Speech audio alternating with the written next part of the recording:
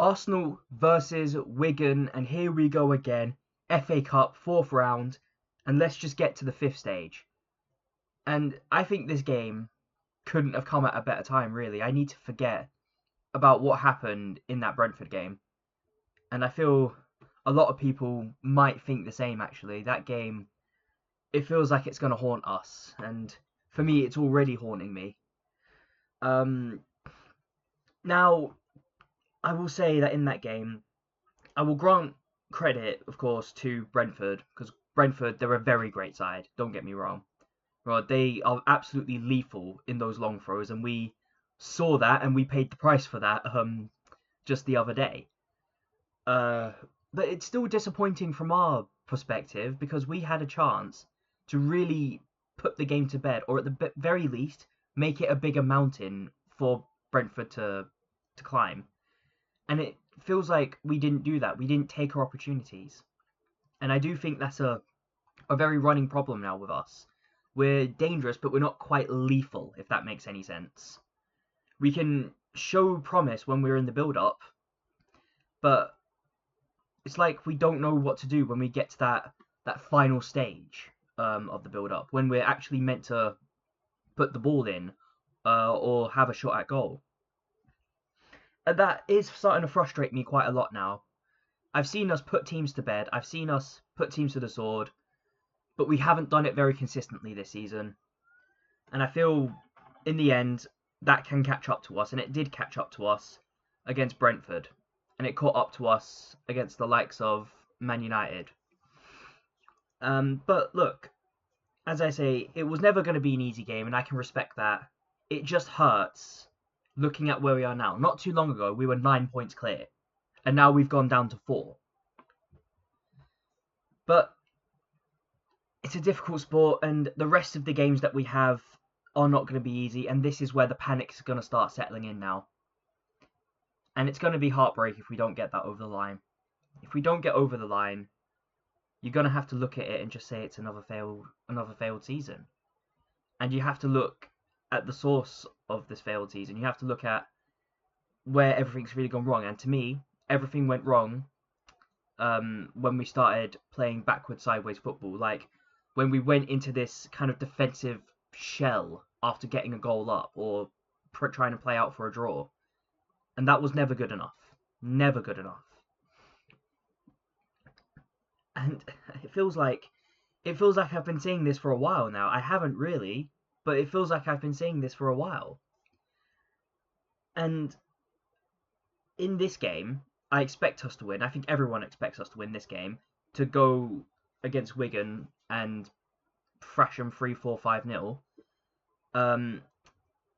And it's also a good chance for our rotated team to get some minutes in. Any players that have been missing minutes, players like Norgard, for example. But I have a funny feeling we're going to get even harder opposition as the season goes on. And I have to ask the question now, because it feels like we've been dropping points consistently whenever we've gone up against harder opposition. I have to ask the question, are we actually ready for this now?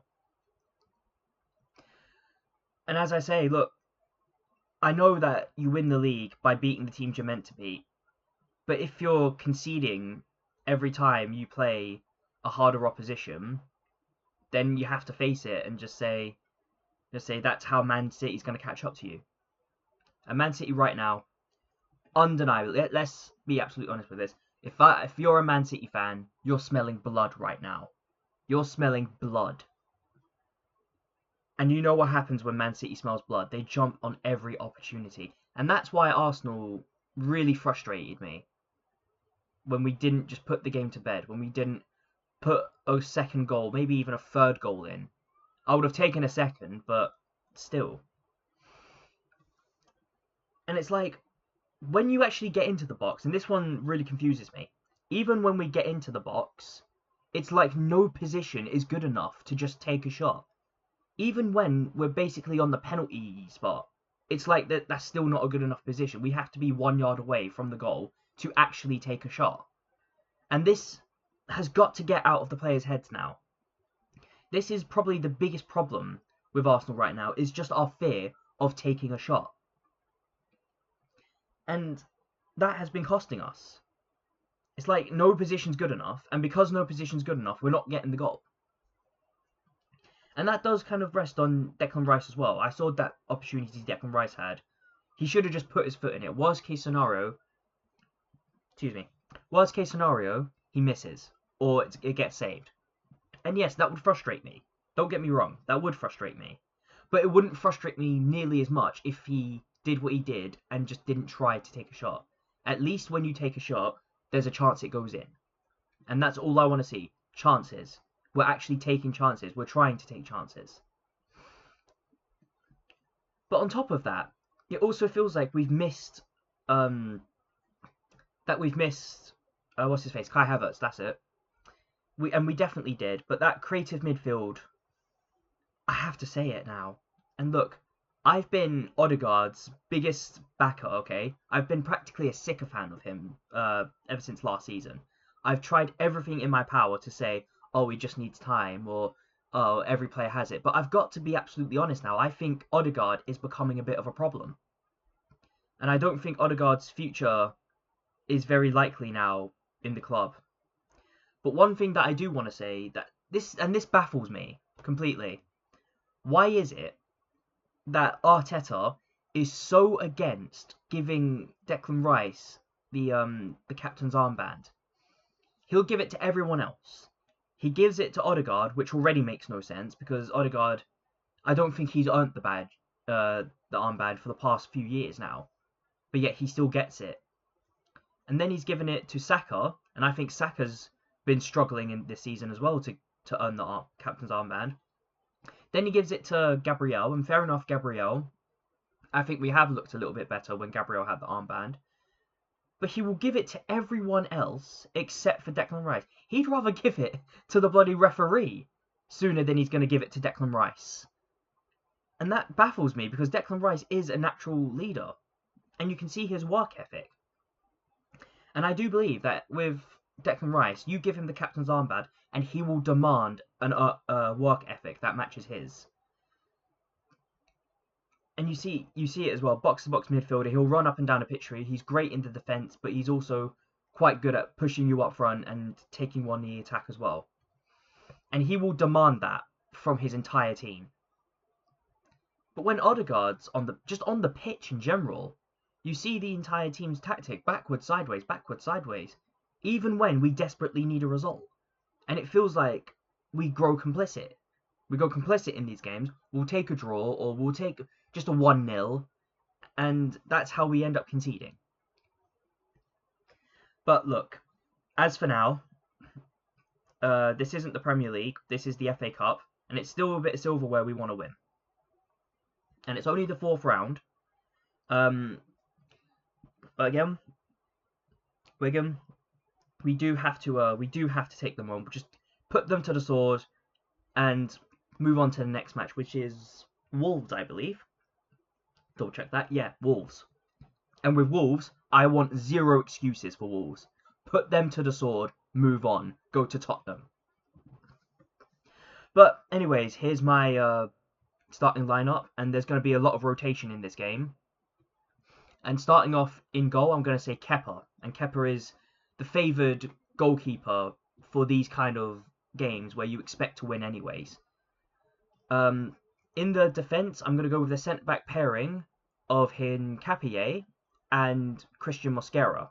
And Christian Mosquera proved himself last time. I don't know the situation with Saliba. I don't know if he's still sick. I hope he's alright. And hopefully he'll be available for the game afterwards against Wolverhampton Wanderers. In the right-back, I'm going to go with Ben White. And I think Ben White, it's his time to get on now and show his attacking ability as well as his defence. And on the left back, I'm going to go with Calafiori. I think Calafiori needs to get those minutes into him now. He didn't do horribly when he came on against Brentford, and I do think with him on, we're a bit more attack-minded.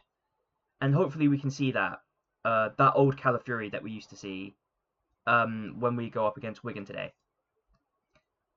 In the midfield, Christian Norgard. And Christian Norgard, he needs minutes badly. I don't know why he doesn't get any minutes whatsoever. Zubamendi's not a bad player. I do say that, but Norgard, he's too good to just sit on the bench for an entire game.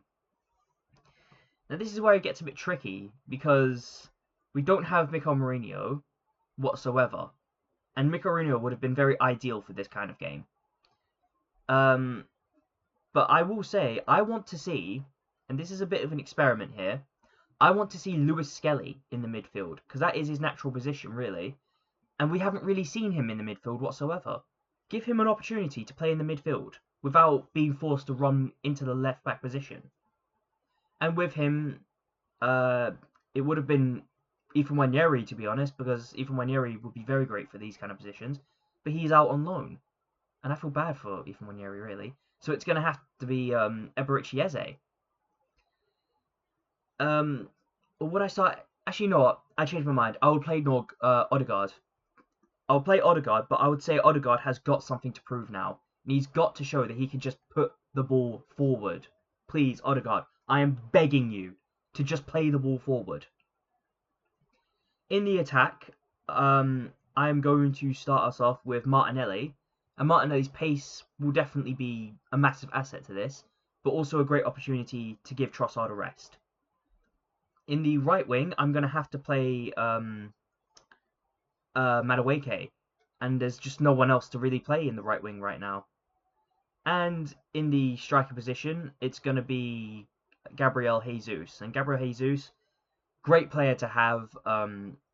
He's a kind of player where you don't always feel confident when he's on the ball, but you feel confident when the ball's at his feet, if that makes any sense. But yeah, no, for these kind of games, I expect a really good performance from all of the three that I've just listed.